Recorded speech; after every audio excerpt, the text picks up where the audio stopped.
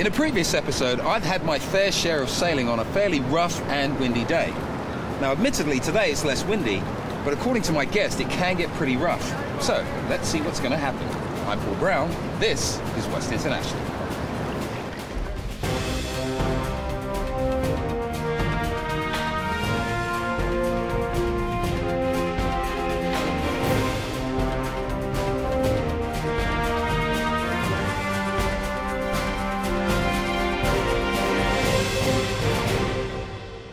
We all have to deal with the many rules and regulations in this country, and we all get frustrated by it every now and again. On the other hand, we appreciate living in a clean, safe and organised environment, so it comes down to understanding why there are so many rules. In this week's service item, we explain a few of the rules and regulations in the Netherlands. Now, Cecilia this week teams up with someone that you wouldn't expect to see in a surprise item. Our expats in the Vox Pops give us their knowledge on Dutch TV shows, but first, let's join our kitchen queen Nicola, who this week learns to cook a typical Polish dish. Although the Polish community is thriving in the Netherlands, we, the general public, know very little about Polish traditions and customs, and we know even less about Polish cuisine. Agnieszka has been in the Netherlands for 12 years, and today she's going to give me my very first taste of a traditional Polish dish. So Agnieszka, what's on the menu today? Today I will make golabki. It's something very typical Polish. It's golabki is exactly the name. Exactly, it's little pigeons. Oh, we're having pigeons. No, no, it's just cabbage leaves rolled, and inside there is meat. Great. So my first Polish experience. Shall we get started? Let's try.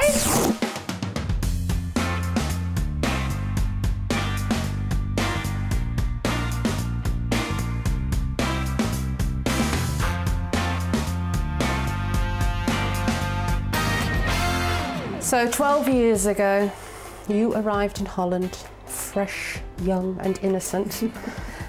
Why did you come here? I came here as au pair. I wanted to actually learn English, better English. Well, I knew English from my high school, but I didn't really speak English. So you came to Holland to improve your English? Yes, I came to Holland to improve my English. And then what?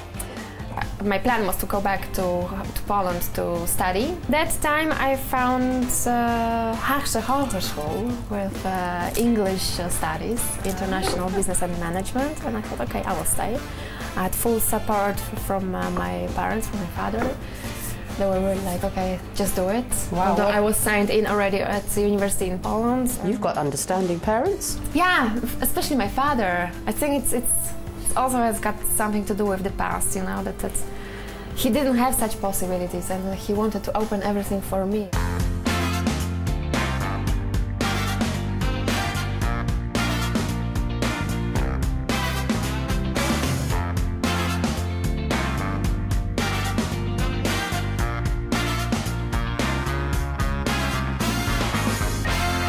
Agnieszka, there's such a large Polish community here, but I never see Polish restaurants. About restaurants I have no idea, because I'm not one of the persons who is just eating food from own country. I like to try always something else, because Polish food I can just make here at home.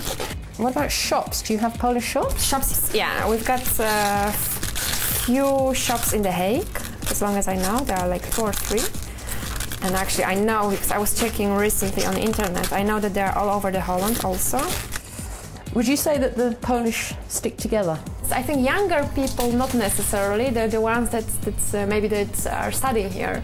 I think they've got a lot of foreign friends, but I think the older people, I think yes. Yeah, I think anyway, it's always nice to have somebody to talk your own language too.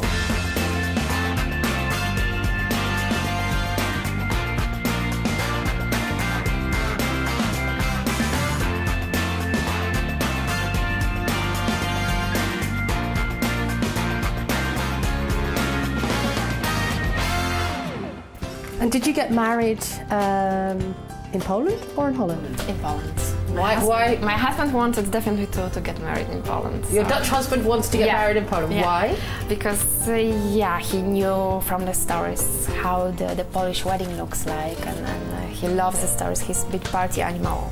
And did your Dutch visitors and relatives enjoy the wedding? Yeah, everybody loved it, really. Everybody was dancing and having fun and eating, and it was the whole night party. I think it smells rather good. I think it's dinner time. I'll have This a is look. the best part of the programme for me. Yeah, I will have a look. The eating part. Nou, toch even een keer gemaakt, is toch? Yeah. So, this is your good husband, I believe. Yes. Nice to meet you, and thank you for having me. Nice to meet you too. I think it's time for a toast. What do you say in Poland? Na zdrowie. Na zdrowie. That's Na not zdrowie. difficult. Na zdrowie. Thank you for having me. Na zdrowie, Hani. Na zdrowie. Right, the moment of truth. Oh, it's delicious. Thank you so much. Thank you very much. If you'd like to have a go at cooking this, go to our website, www.westinternational.nl. See you next week.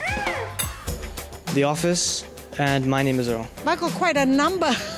The news programs, of course. Dr. Phil, Oprah Winfrey, House.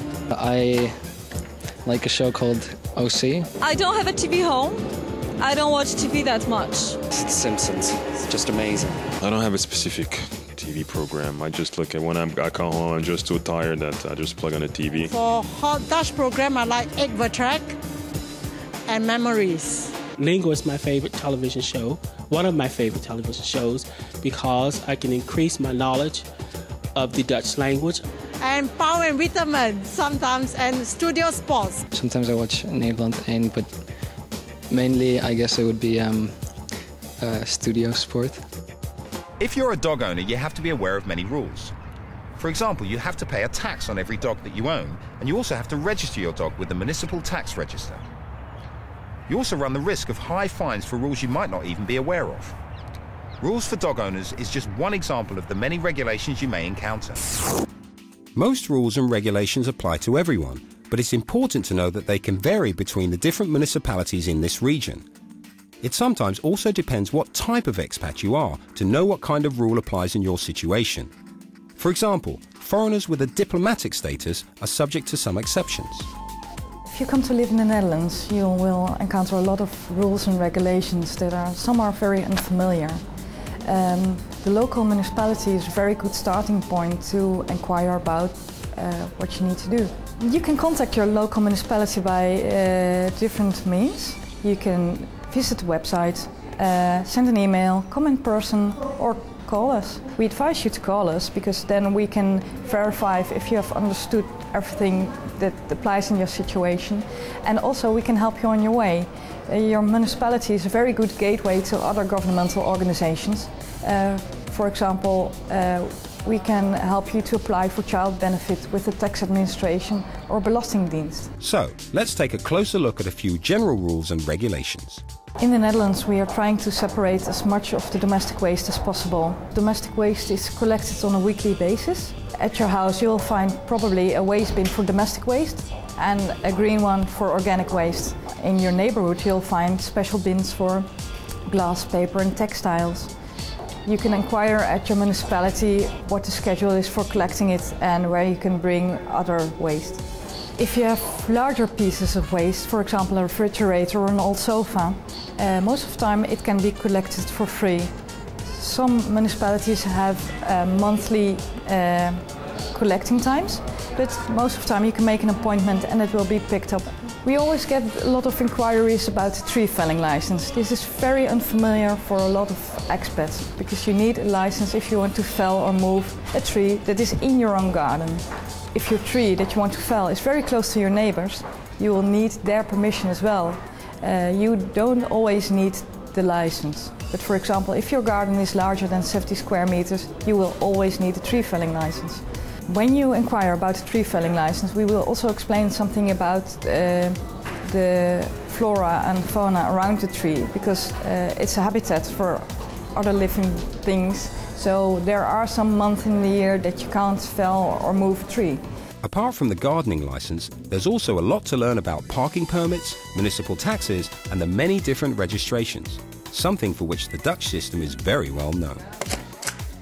There are many rules and regulations. We are trying to deregulate more, so In future there'll be less rules and regulations, but in the meantime, if you call us, we can help you and explain everything to you and get you on your way. Presenters, I know Paul Deliu. No, not names. No, sorry. Linda de Mol, actress. Of course, Paul Witteman. Everybody watches Paul Witteman. Ah, there is a lady that does, I don't really know the Kachai Schurman or something like that. Well, Ebony is of course somebody of a talk program. En dat is Lucille. Ja, Gerard Joling. Joling. Yes, Joling. André Hazes. And Koes. Joling, yes.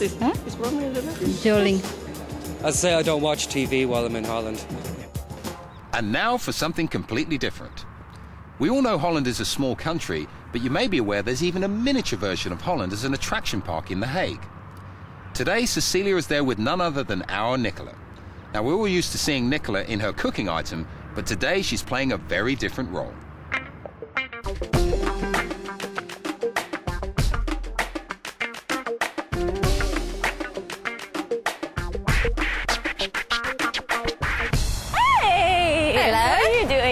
Fancy seeing you here. How are you? I'm good, thank you. Are you shooting? No, I'm surprising today. So, who are you surprising today? I'm surprising my best friend Jacinta. Okay. And she's visiting Holland at the moment from Singapore, where she's living. But she used to live in Holland and she really misses Holland. So I thought I'd like to give her the full Holland experience in 30 minutes. Miniature. Perfect. So I'm not sure where she is though, and I'm not sure if she's going to be my friend at the end of this. No, there she comes definitely now. The one with the red t-shirt. Hello. Hello, Eddie. We're surprising you. Hang on this. Sorry, what's going on? Surprise! Surprise! This is Cecilia. Hi, Cecilia. Nice to meet you. You know I don't do cameras. Yes, you do cameras. Ready? Well, can we have it? What does it go? What do you guys do? Something like this? You are what you watch. You know she's going to die for this, right? Okay. So, Jacinta, now we're here in Holland, in miniature. And do you recognize this building? Yeah, it's the Peace Palace, and a very beautiful building. Well, Nicola tells me that you were here actually living in Holland already for quite some time. How long were you here Yeah, for? I've been here for 17 years, and in my heart, I'm still here. So Holland is still my home. And what about Holland do you miss from here? What do I miss? I just love the old world of Holland. The classic buildings, the cobblestone streets, and I really miss the culture. And Singapore's, of course, got another sort of culture, but it's really a city, glass and concrete. It's too urban. And in Holland, you've got everything here, but still lots of character. And I think that's what I miss the most. So what else did you miss about Holland? With food, maybe? Oh, definitely.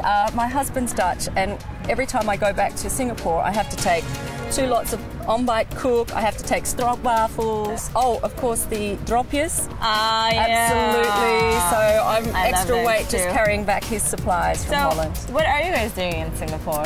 Oh, he got an opportunity to go there for his work, and of course I'd come to Holland, and I just know living in another country is great for you. It's a great experience. I had a great experience here, and I thought, well, let him do it too. Yeah. So we've moved to Singapore just for 2 years, but we'll be back here in Holland. Oh, really? Yeah, When do you plan to move back? Next year, 2010. So this is definitely my home. Well, we have another surprise for you. Oh, yeah? For when you come back, maybe with your husband, you can come back here again and rekindle your fond memories of Holland. Great. Thank you, Cecilia. I appreciate it. Thanks for coming on the show. Thank you very much. And as for Nicola, I'll let you at her. She's in big trouble. Where would you like to take me? If you want to surprise your friend, your colleague, let us know at www.westinternational.nl, and we'll see you next week. Bye. I'll go for The Simpsons, so... I'd say I'm doing no more. Unfortunately, a theme doesn't come to mind at this time. Da-dum, da-dum, da-da-da-da. Oh, it's because I'm so bad. Never mind, no. No, I can't. Oh, the A-Team. Bum, bum, bum, bum, ba-dum, bum. That's the 18. The Netherlands is one of the best countries in the world for water sports like sailing or surfing. But if you're an Olympic canoe champion like Robert Bouten, chances are slim that you'll be able to practice your craft here. Fortunately for Robert, there is one facility in Zoetermeer where you can canoe along a perfectly wild river. Robert, really, thanks very much for your time today. First of all, canoeing, right? I mean, you know, most kids want to be a footballer or something like that. So what made you decide that you wanted to be a canoeist? I think it's a little bit of a coincidence. I was a classmate in lower school and he just asked me, want to go canoeing? Went to a club. And it was one of the biggest clubs in Holland. And, you know, there were good coaches, a really good atmosphere to grow up as a little boy and get passionate for canoeing. So let's tell me about canoeing, right? I mean, is it a race? Is it a slalom? What's the objective? Yeah, it is a slalom race. When you think of ski slalom, a bit more common, you transfer it to a wild river. Okay. You still have the poles. We're slaloming in between the poles, and there are red poles. You have to turn upstream, and you have the green poles. You're turning downstream. Okay. And then you have a course over 300 meters with approximately 22 gates. Okay. A few red ones, a few green ones. Okay. And fastest one down wins. Well, I mean, the Olympics is a really big achievement. Was that tough? Was it tough? Yeah, it's tough. Because I assume you're up against the world's best canoers then. Yeah, the world's best canoers. You know, I know them because it's a small world. Yeah. But it was the first time on the Olympics. It was first time with 10,000 people around the course cheering. And it was not only cool to be there, but to be in the finals. Okay. Not everybody expected it for me to make the finals. Okay, no pressure then. There was not a lot of pressure, but I knew I could do it. Right. But I just had to do it, and I did it, and it was great. And are there many places where you can practice your sport? No, this here in Zoetermeer is the only place in the region, only place in Holland actually. So we're going to try out some stuff ourselves. Is that right? Yeah, I'll show you what the force of the water can do. Okay. Okay. Well, let's try it out. Cool. Robert decided to first give us a demonstration of what it's like to take on the course. He showed us the huge amount of skill and strength needed to navigate the tricky currents, and although Robert makes it look easy, to perform at this level takes daily practice and dedication. All of these qualities helped him to reach the finals of the Beijing Olympics last year. He certainly earned my respect, and with the London Olympics on the horizon, he will again be setting his sights on gold. Watching Robert has given me more confidence for our tandem descent. Okay, man in control. Everything good? Man in control. Everything is good. Excellent. Is the water cold? The water is not even cold. The water's not cold? Perfect conditions. I don't believe you. Perfect conditions today for canoeing. So I think this is it time for me to then get in a tandem boat? I think we're getting in a tandem boat? Yeah, we're getting in a slightly bigger one. Two of us together. It's over there. Yeah. This one is ours. We're putting this to the side. Yeah. And two of us are getting in here. Alright, so you're going to be in the back. I'll sit in the back, okay. Steering man, I'm in the front for the power. Okay. Yeah. Okay. Great. So I'm held in. Right. So you said something about leaning earlier on when we were talking. I have to lean when you lean? Yeah, exactly. When the current is coming from that way. Right. You're in this side of the boat. Yeah. We have to lean this way. Okay. This side of the boat will get light, get up. Right. And the current will flow under the boat instead of over us. Okay. And that should be good. Before getting into the canoe with Robert, I had to experience the current and the rapids firsthand. He said I first have to know the power of the water. Did I tell you I don't really like water? That's really scary. I didn't see much of it. I just kind of had my eyes closed, and once you go down the first big dip, just water. I took a breath at the wrong time, and you just get a lungful of water. We have to do this, right?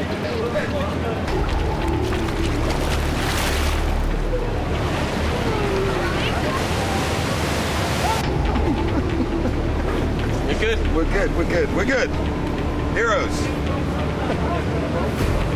And we're off. I must say that it's far worse from the inside of the boat than it looks when you're standing on the dry dock.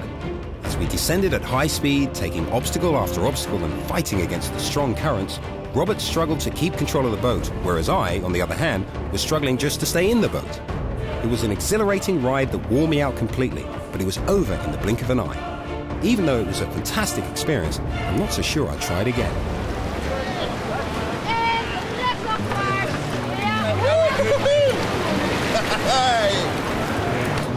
So I think this was pretty challenging. Yeah, for me, that is a major first. Yeah. I've never done anything like that before. Okay, well listen, Robert, you're a superstar. Can you let go? Okay, you're a superstar. Thank you very, very much. You're welcome. Very welcome. I think I'm done for now, so let's have a look at this week's cultural agenda. And when we come back, we get some tips from the man himself on if you want to do some canoeing and what you should look out for. Letteracy, a play that marks the fringe debut of storyteller and writer Tanya Batt, was created around family letters kept in an old trunk. The performance discusses the lost art of letter writing in an imaginative format in which the audience also participates. Zoetermeer will host their annual blues festival in the Stadshart this year. Various well-known bands from all over Europe and America will feature on the different podiums, so you'll be able to hear many stars all in one night. The Return of Ulysses is a moving ballet created from an ancient story. The piece tells the tale of Penelope waiting 20 years for the return of her husband King Ulysses, and of her not recognizing him on his return as the man she once knew. Expat Nights, hosted by the Bar Bistro Rubens in the Carlton Hotel, are a great way to spend an evening and enjoy the company of other local expats. During the evening there is live music, complimentary appetizers, and even a special expat dish. For these and other tips on going out, visit our website, www.westinternational.nl. Robert, really, thanks very, very much for today. Thanks for your help and guidance. It's really, really exhilarating. Never done anything like this before. What was that one tip that you were going to give our viewers out there if they wanted to get involved in something like this? Actually, the most important in whitewater canoeing is go with the flow. Use the great energy of the water. Okay. That's the thing. That's the thing that will carry you through, yeah? Yeah. Excellent. Thanks very much indeed once again. You're welcome. Okay, you know, it's amazing how well Robert keeps control of that canoe when it gets pretty rough out there. And it's clear it takes many, many years of expertise and dedication to get to the Olympic level that he's achieved, so well done to him. I hope you enjoyed this episode. Now don't forget you can visit our website to view any episodes that you may have missed. I'll see you next week on West International. What you watch.